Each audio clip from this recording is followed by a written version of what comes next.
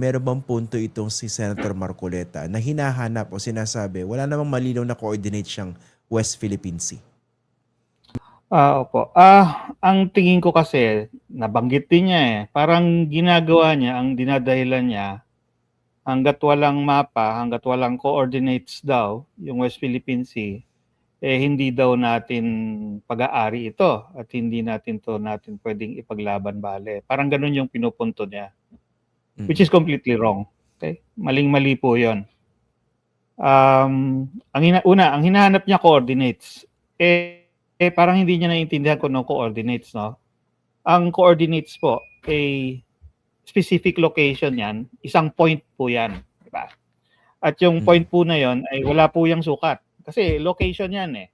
So pag nibigay ka ng latitude, longitude, tapos in degrees, seconds, minutes and seconds, no? Ang ginagawa mo lang ay parang tinuturo mo yung isa-isang location lamang, punto, isang point. So hindi yan pwedeng gamitin na sabihin mo kunwari yung buong Manila, hahanapin mo yung coordinates ng Manila, hindi mo alam kung saan sa Manila yung point na yun. No? Kasi you need many points, di ba? Para ma-describe yung area.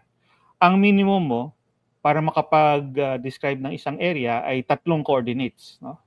Which will create a triangle. Okay.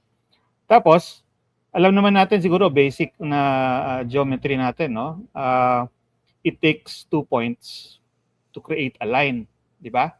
So pwede ka mag-drawing ng isang linya na straight, no? Sa pamagitan ng dalawang coordinate points. Kung gusto mong mag-drawing ng complicated na shape, kurbada, kunwari, bilog, you can actually use or you'll actually need an infinite number of points. Kasi yun lang ang paraan para ma-drawing mo yung linya. So essentially, ang hinahanap ni Marcoleta ay parang i-drawing yung buong West Philippine Sea sa pamamagitan ng mga coordinate points. Imposibleng gawin yan, no?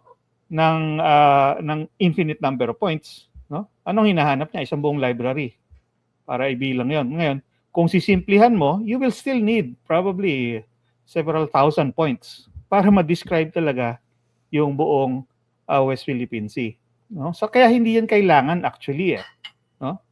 Ang isa pang punto, ang issue naman kasi kung may karapatan tayo sa West Philippine Sea, di ba? Doon sa ating exclusive economic zone. Na malinaw na Yung po. economic zone, ang basehan niyan ng pag-aari diyan ay ang batas, international law, no? Ayon dun sa batas na yon, lalo na sa UNCLOS kung saan siyang klinaro, kung ano yung EEZ, paano siyang mapapasayo. Ang basehan lang ay yung katubigan na nasa loob ng 200 nautical miles mula sa baselines mo. So, all you need to do is, para malaman mo kung alin ang sayo, tingnan mo lang kung gaano siya kalayo dun sa baselines. Kung pasok yan dun sa loob ng 200 nautical miles, di ibig sabihin sa'yo yan.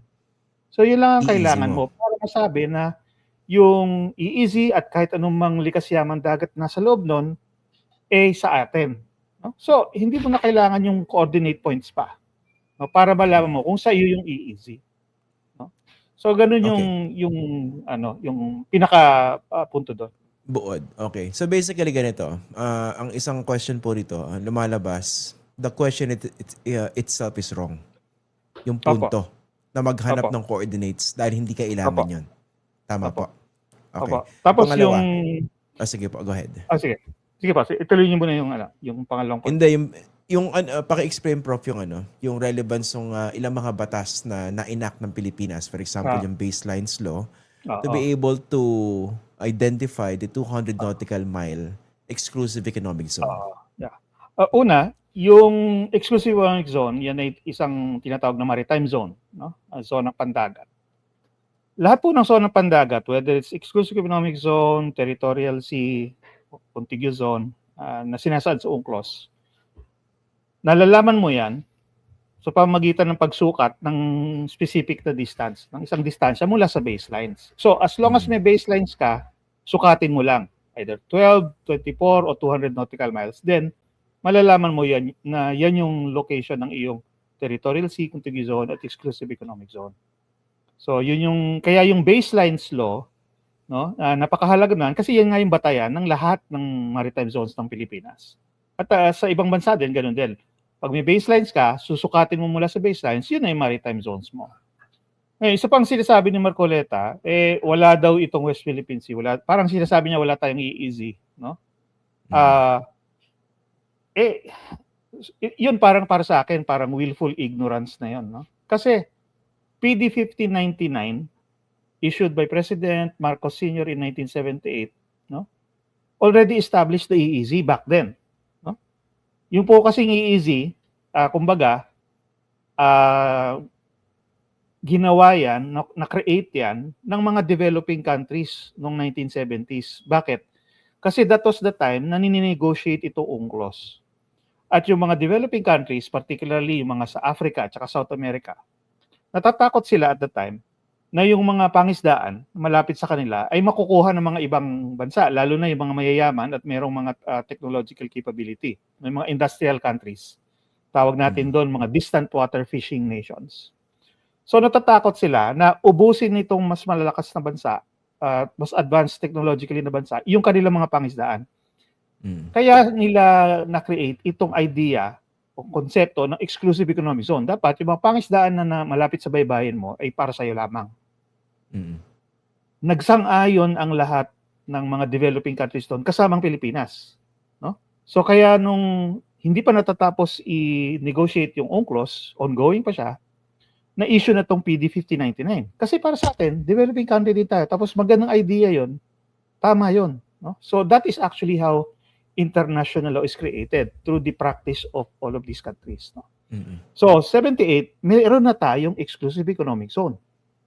Nung nagkaroon tayo ng 1987 Constitution, no, tinukoy din ng Constitution, parang pinatotohanan din niya na mayroon tayong exclusive economic zone kasi nga, dun sa Article 12, nung Constitution, sinasabi doon na actually yung Estado, no, ay mayroong tungkulin na pangalagaan at proteksyonan ang ating mga likas yaman dagat dito sa ating mga karagatan kasama na ang exclusive economic zone.